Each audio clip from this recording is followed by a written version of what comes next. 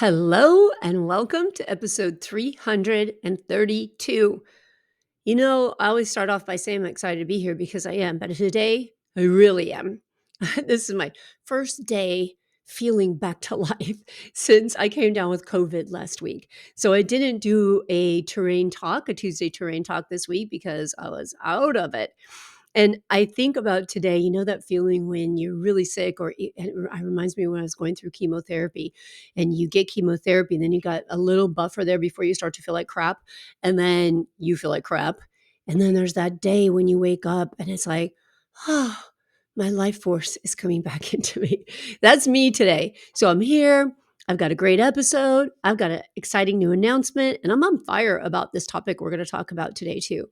So, first of all, let me tell you, I'm very, very, very, very excited to announce that I have some new metabolic health coaching packages available.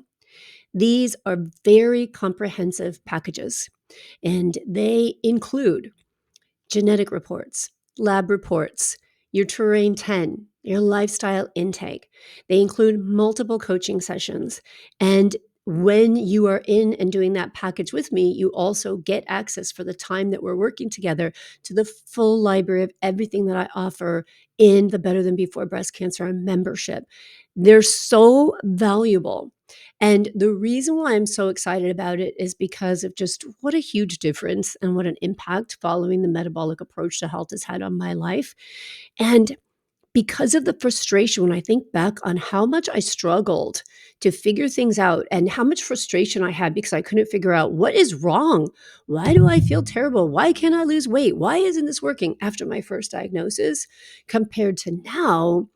Understanding that if I have these pieces of information and I know how to interpret them and I know how to put them together, I don't have to guess anymore.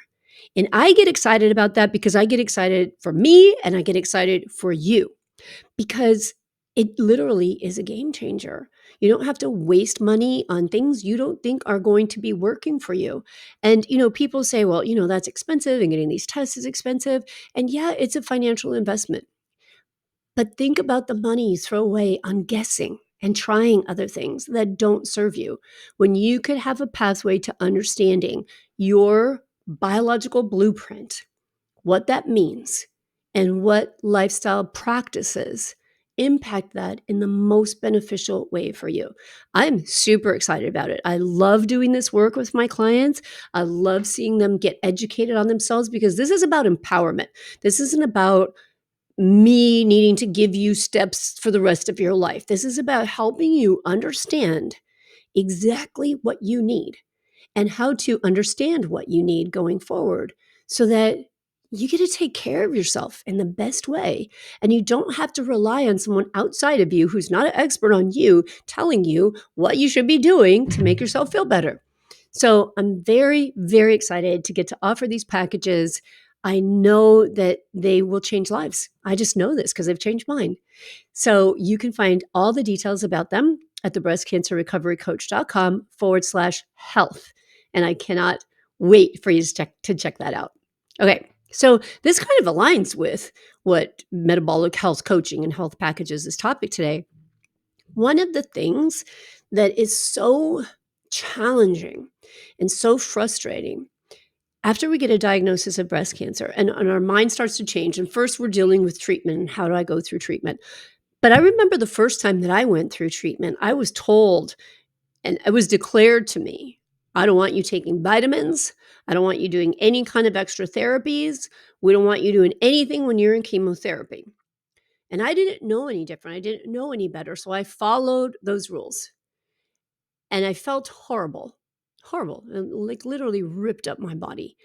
And it wasn't until after I finished treatment that I started to pursue these complementary therapies, natural therapies. And I say complementary because there's a difference between complementary and alternative.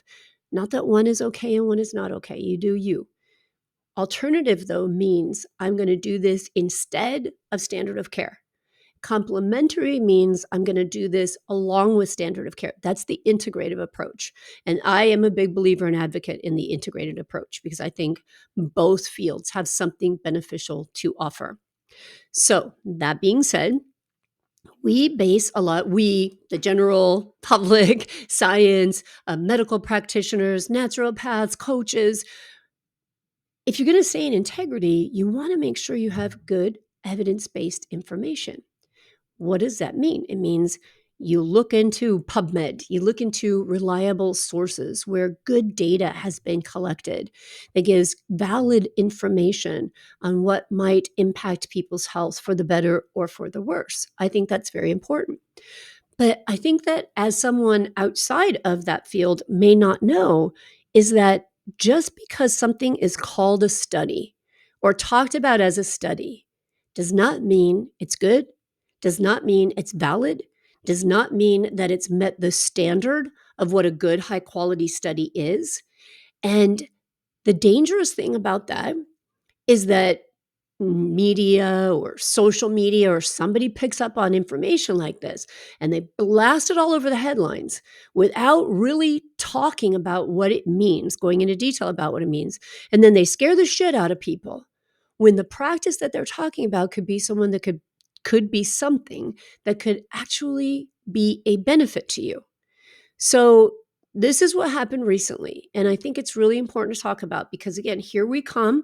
We're like, okay, I had cancer. Why? What do I need to change something?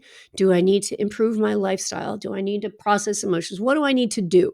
What's safe to eat? What's not safe to eat? Should I be a vegan? Should I be a keto? All of that. It's overwhelming. It's confusing. And it causes a lot of stress for a lot of people. And as a result of that, overwhelm always leads to the same result: do nothing.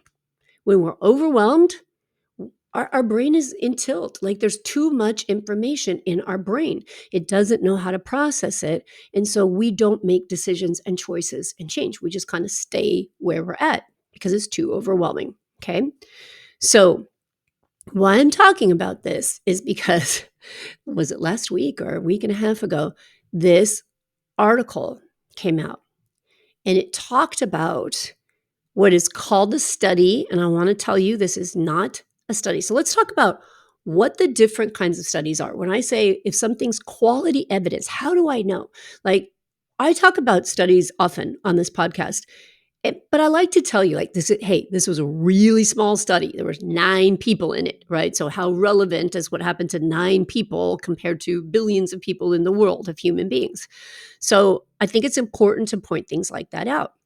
There are different levels of what's a study, and there's different criteria that make it really valid and really good, or kind of just shit, or maybe just a hypothesis, or maybe something that really needs lots more investigation. Maybe they bring something up and it's like, okay, well, that's interesting, but the way this was done isn't really good data. So we can look back into that and structure a study in a much better way to make sure that before we start telling people this, that we know the data is accurate so that we're not freaking people out, so we're not making people more overwhelmed and more scared. But this study that came out did exactly that. So about 10 days ago, the headline goes out all over the news: intermittent fasting linked to 91% increase in risk of death from heart disease, study says. I get posts about it in my membership group. I received multiple emails about it and direct messages about this saying, what are your thoughts? Is this dangerous? And I looked into it. I looked into the data in the study. I reached out to my group of colleagues and said, what's going on here? We looked into it. And I thought, I really need to talk about this on the podcast because I know that if a handful of people reached out to me, that means there's a lot more people who are concerned about this. So I want to make sure that you understand what this means so that you could use this information in the right perspective, through the right lens, and not one that just leaves you feeling fearful. So let's talk about what a gold standard is when it comes to a scientific study. So a gold standard would be considered a randomized, control, double-blind study. What that means is that people get randomly selected and randomly assigned to groups. There's one group is a control group. The control group, whatever you're studying, you're going to have this group do, and you're going to control them. You're going to watch them, and you're going to compare them to someone else who isn't doing that. And then double blind means that neither the control group nor the researchers know who's getting the treatment that's being controlled for. Okay. That's the gold standard, because that way there's no bias, there's no expectations. And we say, these people are doing exactly this, these people aren't. Does this make a difference?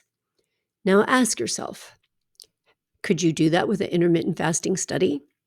Because it's kind of hard for someone not to think that they're doing intermittent fasting. So both the researchers and the control group are going to know if we say, hey, I only want you to eat in an 8-hour window. So it'd be really tough to do that kind of a study, right? And then for however long the study was, you'd have to keep watching those people. Like you'd literally have to keep them in your lab and watch them and observe them, because people don't always do what they say they're going to do, right? People say, yeah, I fasted for 8 hours, but I only had just that one butter coffee during that 8 hours. Does that mean it was still a fast or not, right? So a kind of study like that, and why these kind of studies are difficult to get, is because they're super hard to control for, amongst other kind of political things, okay? So that is the gold standard. And you could see where when it comes to intermittent fasting, you're probably never going to get that. Now, other studies are things like descriptive studies, where they're doing a study to try to describe the characteristics of a population or of a phenomenon of what happened. These are observational, and it involves looking at different case studies or asking surveys, or conducting surveys, asking questions, or observing, like observational studies where you just watch something and you draw your conclusions from it. Not a lot of really accurate, valid data. But something else that has to happen for a study to be really good is that it's got to be peer reviewed. So other scientists in that field or who do that research look at it and duplicate it. And then it gets peer reviewed and they're like, yeah, that actually followed the scientific method. We were able to duplicate the results these guys got. And now we're publishing it in this article, and people should look at this evidence that this has some value to it. It's got some weight to it. Okay. Compare that to an observational study where I don't decide you're going to do something and I don't decide they're going to do something. I just kind of watch what you do and I watch what you do. Or actually, I don't have the time to really watch you. So I'm just going to ask you questions. I'm going to give you a survey and I'm going to ask you to remember what you did over the last 2 days. I'm going to ask you, can you tell me how much time you spent not eating over the last 2 days? And I'm going to trust your recall on that. I'm not going to vet this population that I'm surveying. I'm not going to look at their backgrounds, their lifestyle habits, what they eat when they are eating. I'm only going to look at what they remember about how long they went without eating. So I think you could see the difference in the quality of the information that you will get between these two studies. Now, there's a lot of other kinds of studies, but I'm bringing up what the gold standard is and what this observational study is, because this headline about intermittent fasting came from a somewhat observational study. And this was presented at an American Heart Association conference, and the media picked up on this and ran with it. So I wanted to understand, why would they say this? Like, I know for so many reasons and so much investigation and so much research, I know the benefits of intermittent fasting, even from personal experience, which would only be anecdotal, right? So if you called me up and said, hey, Laura, do you remember how many hours you fasted over the last 2 days? Honestly, because I had COVID and I wasn't eating, I could tell you, yes, exactly. But I would have to go back and look, because I document the time that I go without eating. So I'd have to go back and look. I don't remember that kind of stuff. And, that's gotten worse with age, that maybe I'm just not paying attention. But if you ask me, what did you eat when you did eat? I would still have to go back and look at my food tracking. I'd have to spend some time thinking, God, I don't know. I don't remember what I ate, right? So studies where we survey people and we ask them to recall what's happened in their past 2 days, not a whole lot of quality there. But let's look at who was asked and how this information was gleaned. Okay. So the first I read about this article, it was published in the Washington Post, and it was an article called "The Intermittent Fasting Trend May Pose Risks to Your Heart." And then the second article that I found about this was the one I just mentioned, intermittent fasting linked to 91% increase in risk of death from heart disease, study says. So I read through these, and then I got some more information, which I'm going to share with you. And I'm going to post links to all this because I want you to read it for yourself and you to look at it for yourself and make your own decisions. But I'm reading through this one, and the article says that this study looked at answers to questions along with death data from 2003 through 2019. Let me be very clear on what that means. That does not mean that they looked at the death data from the people who were surveyed and answered these questions. They looked at the people's answers to these questions, and then they separately looked at death data, and then they put both of those line graphs on a chart and said, well, these people said this, and death data increased this much by cardiovascular disease. That must be why. Even though we weren't looking at the same people. Again, we didn't vet, we didn't look at more. We just asked these questions about how long they went without eating. And then we looked at data from other people who we have no freaking idea what they did. But we said a lot of people died from heart disease. Okay. This article in fortune.com says it wasn't clear how long the patients continued the intermittent fasting, the ones that answered the questionnaire, though the researchers assumed they kept it up. What? So I just asked you what happened over 2 days, and then I assumed that this was a lifestyle practice. Okay. The fasting patients were more likely to be younger men with a higher BMI, body mass index, meaning overweight, and with food insecurity. Food insecurity means that these people did not have a lot of access to good, healthy food. It means they lived in areas where, and sadly, there are food deserts all over this country. And a food desert basically means something where a grocery store is really hard for them to get to. There's not just something local they can walk to and buy fresh food. And in many food deserts, people literally buy their food from 7-Eleven. So when you are in food insecurity, that means you can't just eat whenever you want. You maybe go many days without food. Which is that intermittent fasting? Is that starving? You don't have access to food. So, I mean, it could kind of be both, right? But when people are really practicing intermittent fasting, there's more than just not eating going into it. And it's typically part of a healthy lifestyle plan or a therapeutic plan. So, there's other support going in and around what's happening when you're doing intermittent fasting. Okay. When you are overweight and living in food insecurity, here's an assumption I'm going to make, that when you are eating, you're most likely not eating a healthy whole food diet because you don't have a lot of access to healthy whole food and you're overweight. So the body something's going on there, right? Because you're in food insecurity, so you don't have a lot of access to food, but you're also overweight. And we know that hyperpalables and ultra processed foods lead to more cases of overweight. So I would question that. What did you eat when you were eating? So then I looked at the data sheet for this study, and it shows kind of a baseline. It says the baseline characteristics of study participants. So the sample size, the number of people they sent the survey out to, was 20,078 people. And they asked about these eating durations. One was, did you eat less than an 8-hour window? Did you eat between 8 and 10 hours in a day? Did you eat between 10 and 12 hours in a day? Did you eat between 12 and 16 hours in a day? Or did you eat for more than 16 hours in a day? So I'm only going to look at 2 of these columns because one popular method of intermittent fasting is the 16-8, right? So you fast for 16 hours a day and you eat within an 8-hour window. So I'm going to go with the 8 to 10 hours, okay? And then I'm going to go with the highest column here, which is greater than 16 hours. So the people who finished the survey saying that they ate between 8 and 10 hours, that was 1,492 people. Their average age was 44.8 years old. 49% of them were men. 20% of them smoked. 67% of them drank. I don't know how often or how much, just drank. 29% of them were overweight.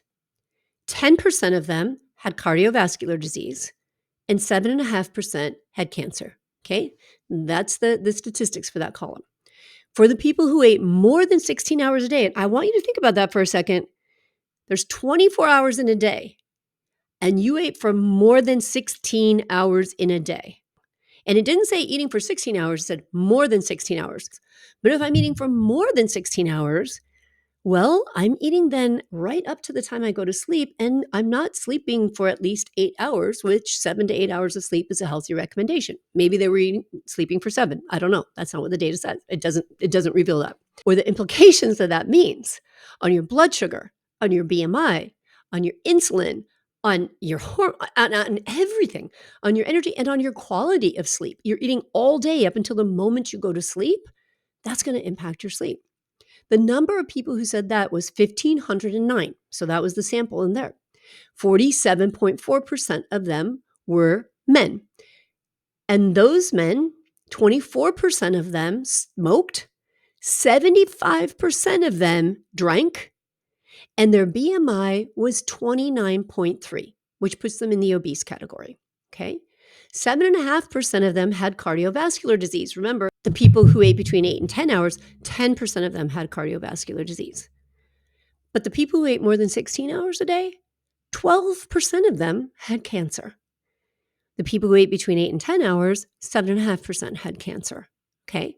That's the little data chart that gets published in this. And again, I'm going to link to this. So there's more statistics. You can read all of them, but I don't want to get too sciencey in this.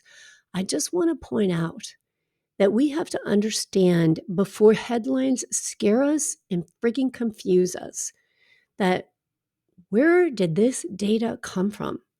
Is this something I should really pay attention to? Is this something I should ask about? Because let me give you an example of what this means. There is the idea of correlation, meaning, we looked at something and we said, wow, that followed the same pattern. These two things kind of, as this thing increased, that thing increased. So when we take data from a survey of asking people how many hours they went without eating, and then we take other data from how many people died during a period of time, and we plot them both out on a graph, we say, this data shows that these people ate, and this is the line that it develops, and here's the line that we look at that we get from this death data, and the people who ate more, their line looks like this, and the death data over that period of time looks like this. Is that a correlation or is that a causation? And the difference being this causes that. So I'm going to give you two examples of what correlation can look like. And I'm going to link to this article also so you can inform yourself more. So there's an article on Think Big, and it talks about the difference between correlation and causation. It says 5 brilliant graphs that teach correlation versus causation. There's multiple graphs. I mean, they're kind of funny, but here's two of them. One says total revenue generated by arcades correlates with computer science doctorates awarded in the United States. What? Are they looking at the same people? No, but they're looking at how much revenue was generated by arcades over a period of time. And then they're looking at how many people got computer science doctorates over a period of time. And they're like, holy cow, look at that line graph matches up. Does one have something to do with the other? The more money arcades make, the smarter computer science people get. Correlation or causation? Here's another one. Letters in winning word of Scripps National Spelling Bee correlates with number of people killed by venomous spiders. When we plot out on a graph the number of letters, so from 5 letters to 15 letters, and we look at the number of people who died from 0 deaths to 15 deaths from venomous spider bites, we see that this graph looks like this very similar pattern to this graph. So since the words in the National Spelling Bee that had 15 letters was the highest amount we looked at, and we noticed that that same year that the letters, more of those words had 15 letters, that same year was the year the most people died from venomous spiders. Venomous spider bites. Do you think correlation or causation?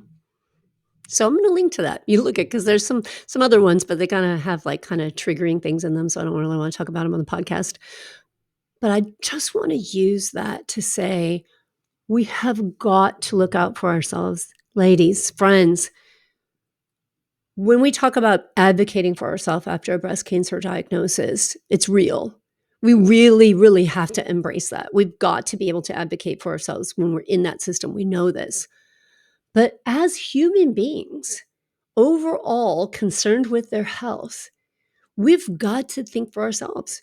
We've got to investigate things. We've got to ask questions, because irresponsible publishing like this, like news media taking hold of an abstract that's presented at an American Heart Association, revealing what they saw in a survey, that is not a quality study. That is not quality data. So to take that and put it out all over the world saying a beneficial health practice of intermittent fasting. And there's a lot of information. I will post a list of books you could read about intermittent fasting. Do you need to look at those and take them with a grain of salt? You do. You've got to look at them and ask yourself, is this valid data, right? Because it's really hard to do that kind of a study. And who wants to finance that kind of a study? Like if I had to get 20,000 people together and I had to have a controlled group, and then I had to have another group that I could compare the data between, that's super expensive because I got to watch these people. Who is going to finance that when the outcome is, hey, if this was beneficial, what it tells us is eat less food. Eat for fewer hours throughout your day. What food company wants to finance that? What pharmaceutical company wants to finance that? Who gets a financial benefit from financing a study like that? Nobody. You know, there's even the fast mimicking, which I've done in the past and talked about, the Prolon. And a lot of people like doing Prolon, and a lot of people get really great benefits from Prolon. But I look at Prolon and I'm like, why would I pay $500? Which I paid in the past, right? Because I was working with a naturopath who suggested I do this, and I did it twice. And I went, and it was recommended that you do it 3 times, 1 week out of a month, 3 months in a row. But by month 3, I said, why am I paying $500 not to eat? How about I just don't eat? I don't know. Sounds reasonable to me. And then I see what's in the box. So I think I have olives in my fridge, right? I have soup in my fridge, broth I could eat. I have water. So I can kind of do this myself for free, right? So when you think about it like that, and we know how politics works, we know how pharmaceuticals work, it doesn't make sense to do a study like that. So when people say, well, there's no good studies on intermittent fasting, well, there's a lot of information. And I think there are a lot of good studies, and there is a lot of anecdotal evidence, meaning personal experiences of people. But is there a gold standard study? No, and I don't see how there ever could be, right? So I think everything we have to think about, and we have to examine for ourselves, right? But when a study comes out or someone puts that information, we got to look at this. You know, we can't just make these crazy conclusions.